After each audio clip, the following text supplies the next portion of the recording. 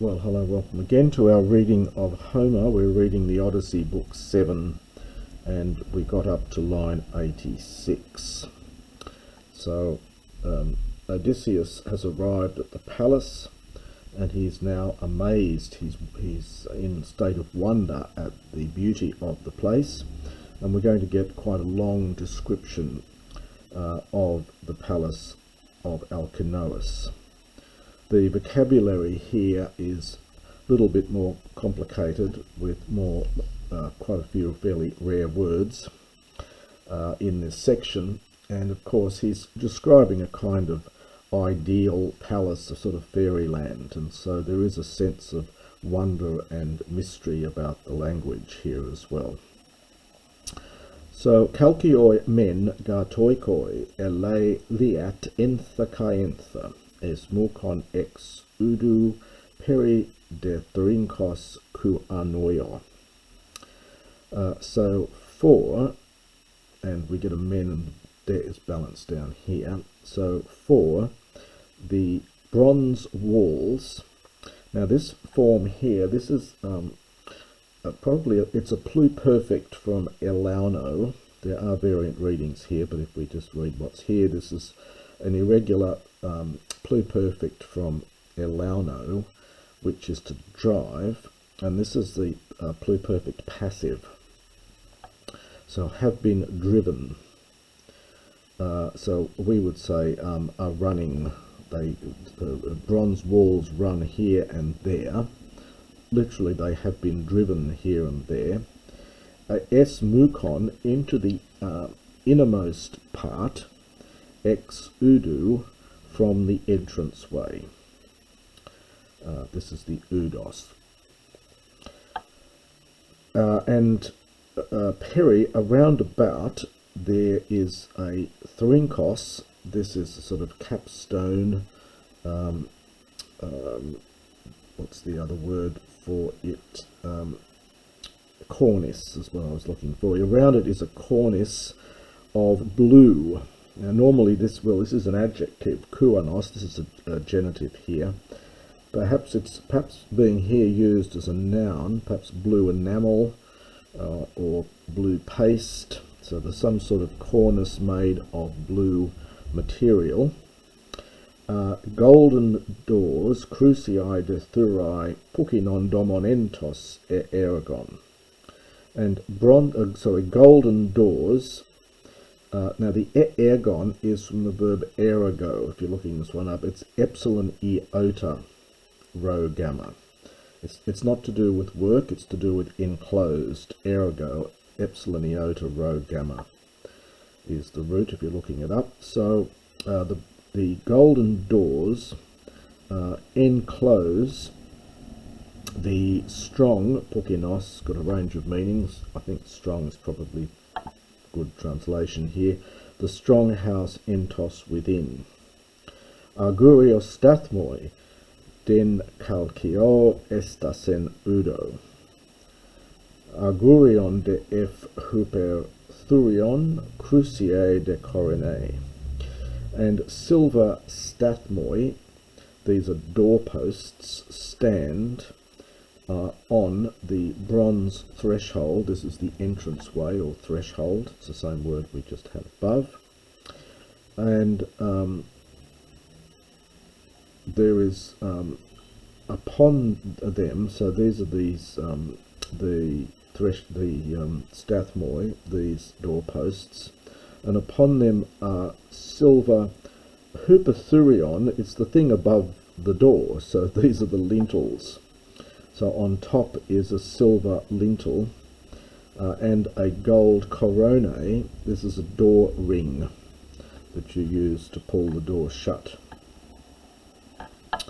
Crucii de hekatethi kai argurioi kunes esan, whose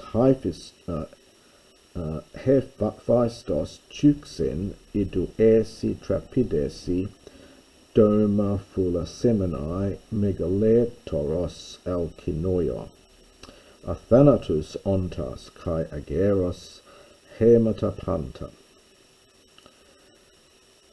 And there are golden and silver dogs were hekatethi on each side. So on each side there were gold and silver dogs,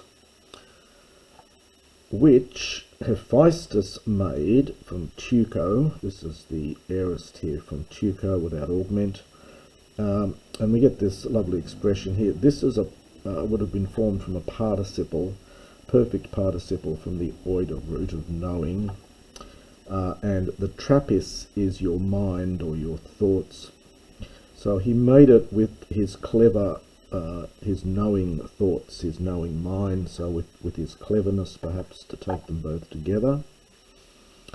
And he made them, and we get an infinitive here from fulasso. This is another infinitive ending. He made them so as to guard the doma, the house of great-hearted Alkinous. And these dogs, again agreeing with the hus here, they are athanatos, being immortal. Ontas is the Attic form of the participle. You normally get eontos in Homer. This is a rare example of an Attic form here. So being immortal and being ageros, being ageless, amata panta, for all time, for all their days. Endethronoi peritoikon eperedat entha caentha, es mukon ex udoia di amperes, enth eni peploi leptoi unetoi beble ato erga gunaikon. And so inside, these prepositions are often being used adverbially in Homer. So within, there are thrones around the wall. Now this is from erado. Again, it's a pluperfect form, and the alpha here is a sonant n, written as an alpha. From erado means to set up here. So this is a pluperfect passive, had been set up here and there, and it balances the expression we had above. Right up here we had the this verb entha caentha. These were the walls that were driven, and now we have these thrones had been set up. So this is a third person plural, pluperfect passive. It's agreeing with the thronoi. So within, thrones around the wall have been set up here and there, from the entrance way, from the threshold into the innermost part, diam peres, all the way round. Entha eni, literally where on them, so we would just say on which, peploi leptoi unetai, so these are thin or delicate peploi robes, and they're well woven. There's a verb neo, this is new. They've doubled the new here for the presumably for the sake of meter. And we notice it would be pronounced eun netoi. Neo is one of the meanings of neo. There are several of these verbs, but one of them is to weave. So this is well woven, delicate or thin, delicate robes. Beble ato, another one of these third person plurals with the sonant n written as an alpha, and this is from ballo. So again, it's a pluperfect passive, third person plural. So had been thrown, the erga gunaikon, the works of women. Entha de phi ekon hegeteros hediononto pinontes kai edontes epeetanon ga echeskon. For there, the leaders, this is from connected with Hagemai, to lead, the leaders of the Phaeacians used to sit, we've got that hedra root in here, they used to sit, two participles, drinking and eating. You get this form edo, later Greek esthio, which is formed from the same root. So drinking and eating.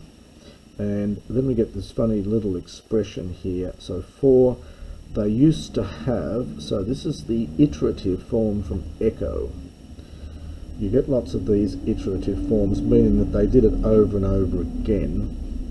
So for they used to have, this is an unfailing amount here. It's a combination of epi plus ia, always, and then the termination tanos. So it means unfailing, lasting a long time. So for they had an unfailing, amount of food and drink. So an unfailing store, perhaps you could say here. Cruceu darakuroi eudemerton epibomon Estasan Ithomenos Daidos Metakersin Ekontes Phainontes Nuktas Katadormata Diatumonesin. And there were, accordingly, fittingly, there were golden, youths. These are again some kind of divine figures here. Golden youths stood upon the well-built, this is you plus that dum root here from demo, to build, so on the well-built, bomos is normally an altar, probably here more the sense perhaps of pedestal or plinths. These are sort of statues here. They're holding lamps, holding torches, as we'll see in the next bit here. So it's literally altars, but probably pedestals here. The root of this is bar, as in from bino, which means to step. So something that you had to step up to, i.e. an altar, or a pedestal, is what is meant here. So these were golden youths stood on well-made or well-built pedestals, and they were having in their hands these burning torches, which were phainontes, here probably used intransitively in the sense of giving light or shining, nuktas by night, katadomata about the house for those who were feasting. This is a dative plural from ditumone. There is the verb to feast and so on, and this is the noun from this. This is the dative plural. So they were giving light by night up and down the halls for those who were feasting. Pentekonta de hoidemoi katadoma gunaikes. Hymen electrous simules epi me lopacarpon. Hi distus huf oosi kai elakata strophosi amenai oia tefula macedones I geroio. And now the hoi here cannot be the article because it's feminine here, so this is for it, presumably for the house. So there were 50 servant women about the house, perhaps for him, perhaps it's referring to Alkinous, not quite clear here what the hoi is referring to. And then we get high men and high debt. So some of them, aletruo is a word for grind. You also get aletho, it's another word for grinding, but this is presumably connected with it. It's aletruo, to grind. So some of them were grinding the melopocarpon, literally the apple-faced carpon fruit. So it's really meant to be here apple-faced. I think it's meant to be perhaps yellow in colour. Others think they're connected with a different root and think it means white or glistening.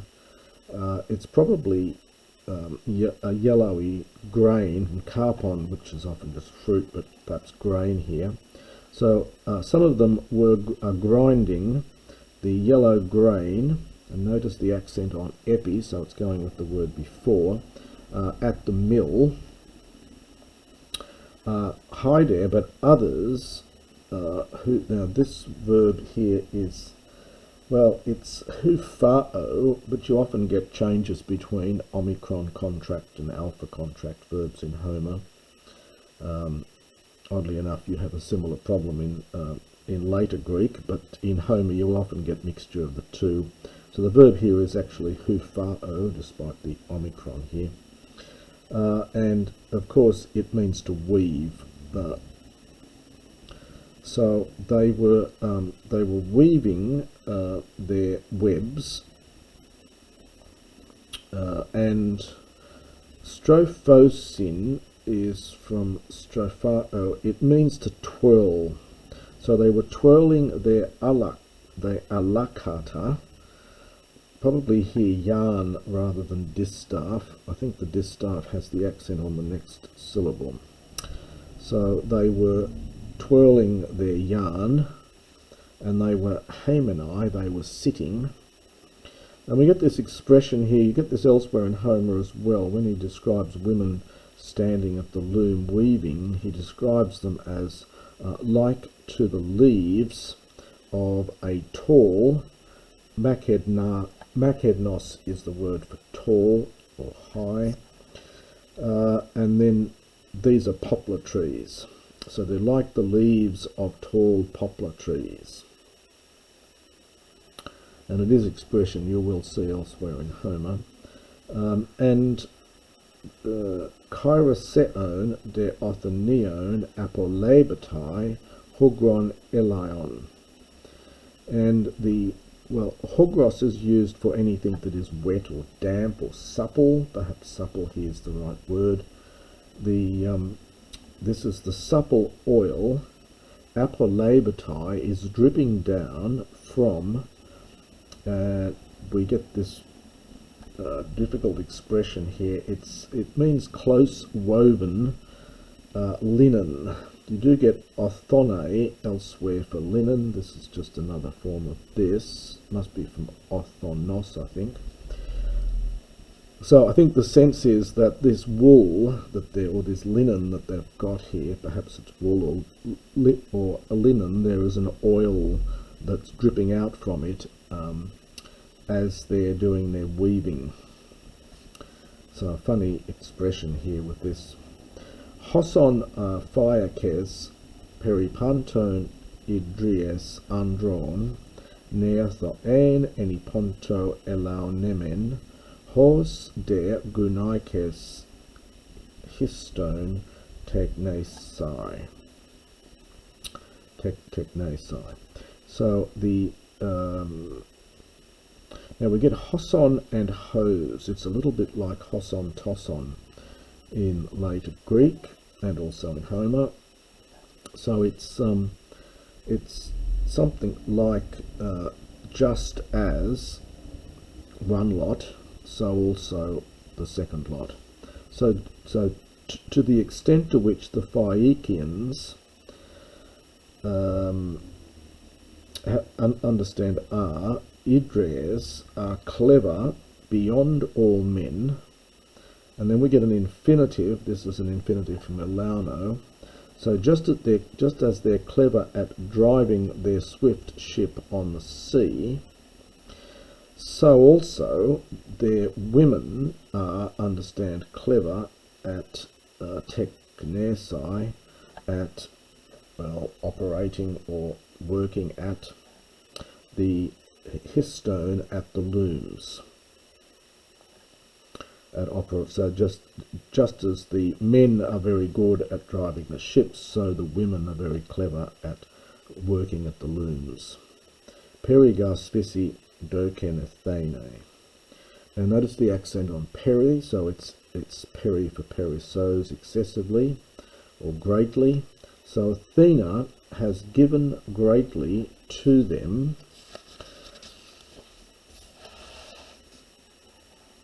erga epitasthai perikalea kaphrenas estlas. So she has granted or given to them to know very beautiful works, and to have, well, good minds. So in other words, she's made them very clever and intelligent. And that's probably enough for this section, and we'll finish off the description of the palace in the next recording.